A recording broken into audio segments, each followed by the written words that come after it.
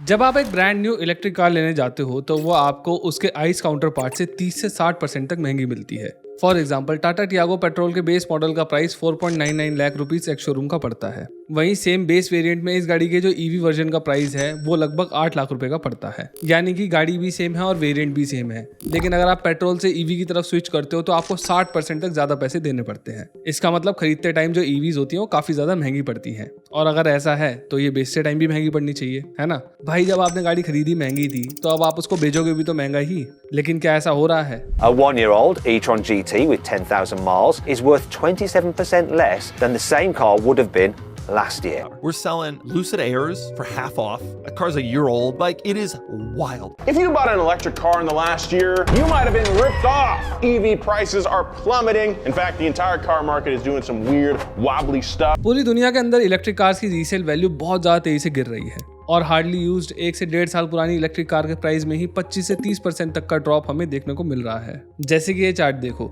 Value में car नाम की एक यूके बेस्ड कंपनी ने एक स्टडी पब्लिश करी है जिसमें उन्होंने ये दिखाया है कि एक यूज्ड आइस कार की रीसेल वैल्यू और उसी आइस कार के ईवी काउंटर पार्ट की जो रीसेल वैल्यू है उनमें कितना ज़्यादा डिफरेंस आता है।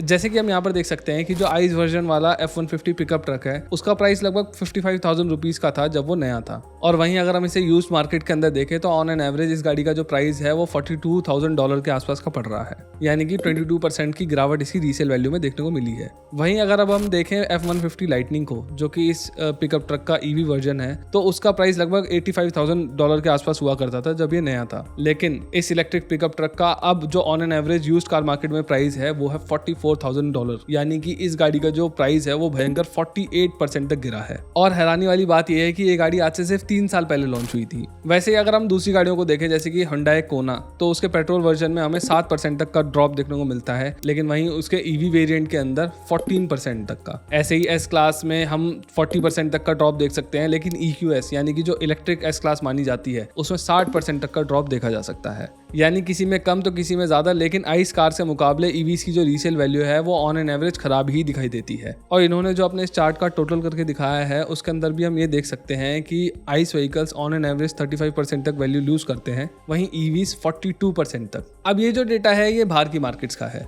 लेकिन इंडिया का क्या इंडिया के अंदर भी यही सिनेरियो है? देखो, इंडिया की जो ईवी मार्केट है ना वो अभी उतनी ज्यादा मैच्योर नहीं है, तो क्लियर ट्रेंड अभी हम देख नहीं पा रहे हैं। लेकिन मैंने ऑनलाइन पोर्टल्स के ऊपर कई सारी ईवीज ऐसी देखी है जिनमें प्राइस ड्रॉप बहुत ही ज्यादा बड़ा हुआ है। नई इलेक्ट्रिक कार्स जो कि बहुत ही कम चली हैं उनके प्राइस में भी हमें बहुत तगड़ा ड्रॉप देखने को मिल रहा है। और ईवी ओनर्स भी ये बात मानकर चल रहे हैं कि उनको अपनी गाड़ी यूज्ड कार मार्केट के अंदर निकालने में काफी ज्यादा दिक्कतें आने वाली है। लेकिन इन्हीं सब बातों से एक बड़ा सवाल ये उठता है कि ये जो इलेक्ट्रिक कार्स हैं ये अपनी वैल्यू इतनी तेजी से क्यों खो रही हैं? और क्या जब ये इतनी वैल्यू खो चुकी हैं तो इन्हें यूज्ड कार मार्केट के अंदर लेना सेंस बनाता है? क्योंकि ये तो स्टील डील हो गई ना एक तरीके से। ऐसे कई सारे सवालों का जवाब मैंने इस वीडियो के अंदर आगे दिया है, लेकिन उससे पहले आप ये समझ लीजिए कि ये जो ईवीज अपनी बहुत ज्यादा तेजी से रीसेल वैल्यू खो रही है ना, इसकी वजह से इंटरनेशनल मार्केट में यूज्ड ईवीज की ईयर ऑन ईयर सेल्स में भारी जंप देखने को मिल रहा है।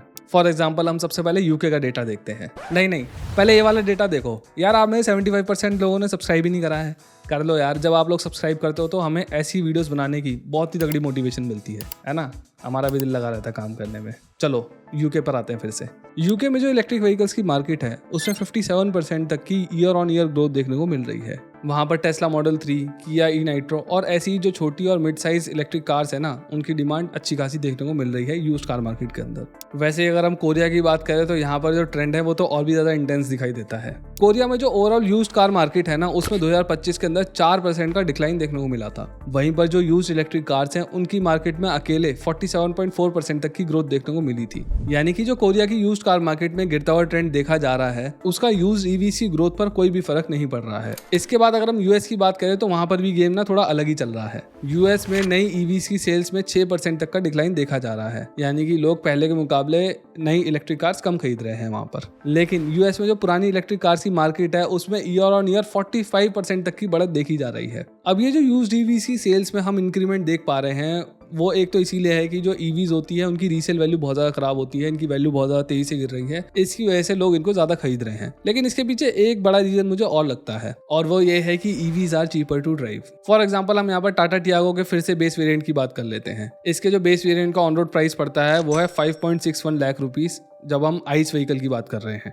वहीं अगर हम इसके ईवी वेरिएंट की बात करें तो वो पड़ता है 8.46 लाख रुपीस ऑन रोड। अब आप मान लो कि आप अपनी टाटा टियागो पेट्रोल को हर साल 10,000 किलोमीटर चलाओगे और हम ये भी मान लेते हैं कि ये गाड़ी लगभग 16 kmpl की माइलेज निकाल कर दे देगी। यानी अगर आप 10,000 किलोमीटर इस गाड़ी को चलाते हो तो आपका 625 लीटर्स तक का फ्यूल खर्च हो जाएगा और जो इसकी फ्यूल की कॉस्ट पड़ेगी ना आपको, वो पड़ेगी 65,000 रुपीस। वहीं अगर हम इसे कंपेयर करें इसके ईवी वाले वेरिएंट से तो ये जो ईवी टियागो है ये 7.5 किलोमीटर पर किलोवाट में जाएगी और अगर आप इसको 10,000 किलोमीटर चलाते हो तो आपकी 1333 किलोवाट आवर की बिजली लगेगी, जिसकी कॉस्ट हम मान के चलते हैं 8 रुपीस पर यूनिट के हिसाब से। तो इस गाड़ी को 1 किलोमीटर चलाने की जो कॉस्ट आएगी वो आएगी 1.07 रुपीस पर किलोमीटर की। यानी कि अगर आप इस टियागो ईवी को 10,000 किलोमीटर चलाते हो तो वो चलाने का जो आपका खर्च आएगा वो होगा 10,664 रुपीस के लगभग, जो कि पेट्रोल पर चलाने के 65,000 रुपए के खर्च से बहुत ही ज़्यादा कम है। लेकिन फिर भी जो नई टियागो ईवी है उसकी अपफ्रंट कॉस्ट ही 3 लाख रुपए ज़्यादा है पेट्रोल वाली के मुकाबले। इसीलिए ये जो प्राइस डिफरेंस है ना, सिर्फ इसी को मैच करने में आपको 5 साल और 3 महीने लग जाएंगे अगर आप अपनी पेट्रोल टियागो को 10,000 किलोमीटर चलाते हो हर साल, जो कि ज़्यादातर इंडियंस चलाते ही हैं। ऑन एन एवरेज इतना ही चलाते हैं लोग। लेकिन वहीं अगर आप यूज्ड इलेक्ट्रिक टियागो लेते हो तो आपकी सारी की सारी प्रॉब्लम सॉल्व हो जाएंगी,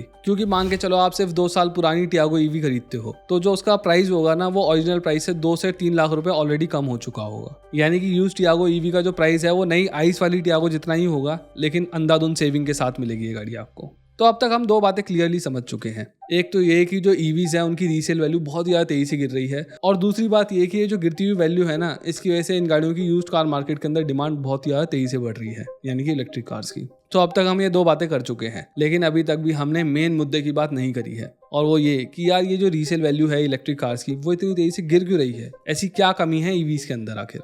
देखो यार, इसके पीछे मुझे 3 मेजर रीजंस दिखाई देते हैं। Know after market support, really expensive parts और बैटरी डिग्रेडेशन। चलो सबसे पहले हम पॉइंट नंबर 1 पे बात करते हैं। यार जब एक कार ओनर अपनी गाड़ी को 4 से 5 साल चला चुका होता है ना, तो ये सोचता है कि यार बाहर की गैराज से हम अपनी गाड़ी में काम करवा देते हैं कुछ, या अगर कोई रिपेयर वगैरह आ रहा है तो। क्योंकि जब गाड़ी की वारंटी एक्सपायर हो जाती है ना तो सर्विस सेंटर पे काम कराना काफ़ी ज़्यादा महंगा पड़ता है। फिर चाहे आप सर्विस कॉस्ट ले लो, रिपेयर वगैरह कोई अगर आ जाए तो उसकी कॉस्ट ले लो, मतलब हर जगह ही आपको जो खर्चा है वो बहुत ही ज़्यादा करना पड़ता है। और वहीं अगर आप बाहर की गैराजेस में काम कराते हो तो यही खर्चा बहुत ज़्यादा कम पड़ जाता है। सब नहीं कराते ऐसे, लेकिन बहुत ज़्यादा लोग करवाते हैं। लेकिन ईवी के साथ फिलहाल तो ये चीज़ें पॉसिबल नहीं है। इन पर अभी कोई भी रोड साइड मैकेनिक या फिर बाहर की गैराज वाला बंदा हाथ नहीं लगाना चाहता है। बैटरी और मोटर तो आप छोड़ ही दो, आपका लोकल गैराज ईवी के चार्जिंग पोर्ट, कूलिंग पंप्स और टेम्परेचर जैसी बाकी छोटी चीज़ों को भी हाथ नहीं लगाएगा। और सबसे बड़ी बात यह है कि जो ईवीज होती है वो ज़्यादातर सॉफ्टवेयर ड्रिवन होती हैं। कई सारी चीज़ें सॉफ्टवेयर से ही कंट्रोल होती हैं। यानी अगर आप कोई भी पार्ट रिप्लेस या फिर रिपेयर करते हो तो हो सकता है आपको उसके बाद सॉफ्टवेयर से इंटीग्रेट करना पड़े उसको, या कोई ना कोई दिक्कत आ जाए जिसके लिए आपको सर्विस सेंटर जाना ही पड़े। इसीलिए ये काम बिना OEM के सर्विस सेंटर के होना बहुत ही ज़्यादा मुश्किल है। इसके बाद अगर हम दूसरी दिक्कत की बात करें तो वो है चाइल्ड पार्ट की कमी होना। ईवीज में तो वैसे थ्योरेटिकली बड़ी दिक्कतें कम ही आती हैं,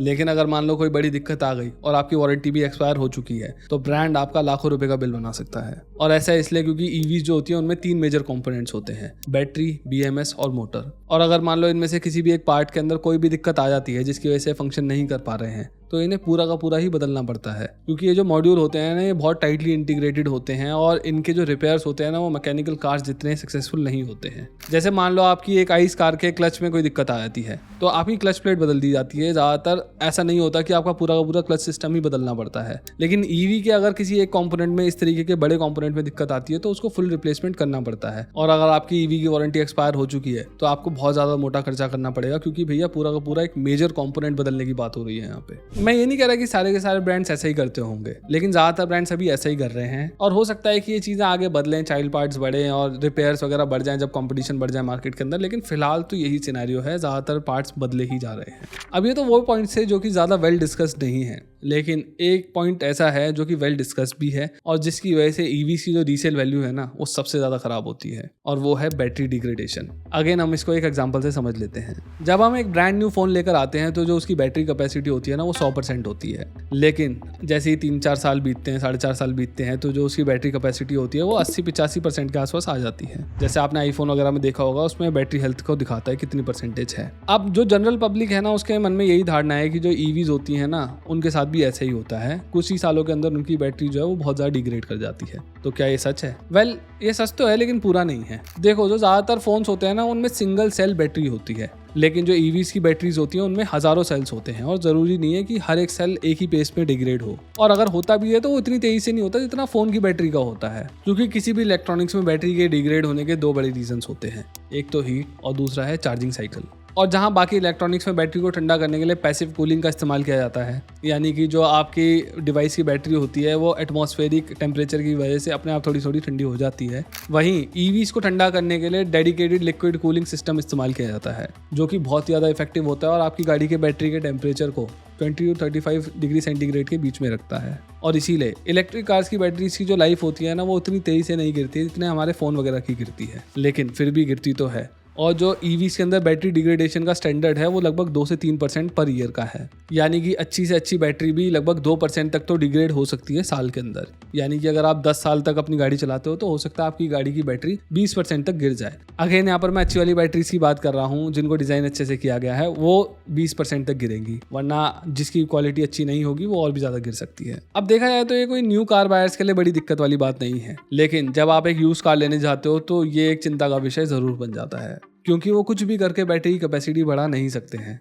ऐसा करने के लिए उन्हें पूरी की पूरी बैटरी चेंज करनी पड़ेगी, जिसकी कॉस्ट गाड़ी की वैल्यू की लगभग 60% तक आ सकती है। यानी कि अगर कोई गाड़ी 12 लाख रुपए की है तो उसकी बैटरी की कॉस्ट ही 7 लाख रुपए तक हो सकती है। वहीं अगर कोई यूज्ड आइस कार लेने जाता है तो अक्सर ये देखने में मिलता है कि अगर रिलायबल ब्रांड की गाड़ी है और उसको ढंग से मेंटेन करके रखा गया है तो गाड़ी की माइलेज तक खराब नहीं होती है। वहीं आप ईवीज़ को कितना भी मेंटेन कर लो, रेंज ड्रॉप एक फैक्ट है और वो होकर ही रहेगा। इसीलिए यूज्ड कार मार्केट्स के अंदर ईवीज़ की रीसेल इतनी ज़्यादा खराब है। अब बैटरी डिग्रेड होती है ये तो हम समझ गए हैं, लेकिन कई ब्रांड्स अपनी गाड़ियों की बैटरीज पर लाइफ टाइम वारंटी भी दे रहे हैं। उसका क्या, वो तो हेल्प कर सकती है ना यूज्ड कार बायर्स को। हाँ, दे तो रहे हैं, लेकिन कुछ ब्रांड्स के लिए जो लाइफ टाइम वारंटी है ना ये सिर्फ 15 साल की ही होती है, यानी कि जितने टाइम तक आपकी गाड़ी रजिस्टर्ड होती है पहली बार में उतनी।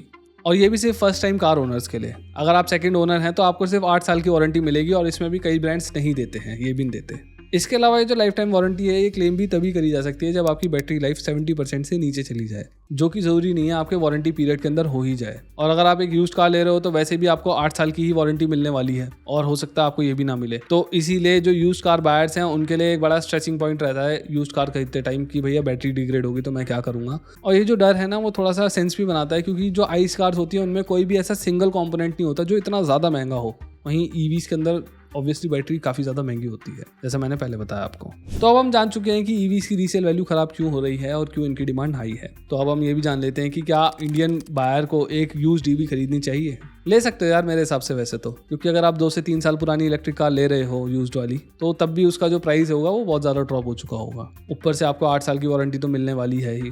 लेकिन इन सब बातों के बावजूद भी आपको एक काम बहुत ज़रूरी करना पड़ेगा जब आप यूज्ड ईवी लेने जाओगे, और वो ये कि आपको इस गाड़ी को लेके जाना पड़ेगा सर्विस सेंटर, और वहाँ पर इस गाड़ी की बैटरी हेल्थ चेक करानी पड़ेगी। ये थोड़ा सा कॉम्प्लिकेटेड प्रोसेस है, इसलिए आप इसको बाहर नहीं करा सकते। फिलहाल इंडिया के अंदर तो ऐसा ही है। इसके लिए आपको सर्विस सेंटर पर ही जाना पड़ेगा, क्योंकि वो वहाँ पर अपने सिस्टम्स वगैरह लगाकर चेक करते हैं कि जो एक सेल है गाड़ी की बैटरी का उसकी जो हेल्थ है वो कैसी है, और अगर आपको सब कुछ ठीक लगे तभी एक सेकेंड हैंड ईवी लेना। तो ये ज़रूर कर लेना आप एक यूज्ड ईवी लेने से पहले।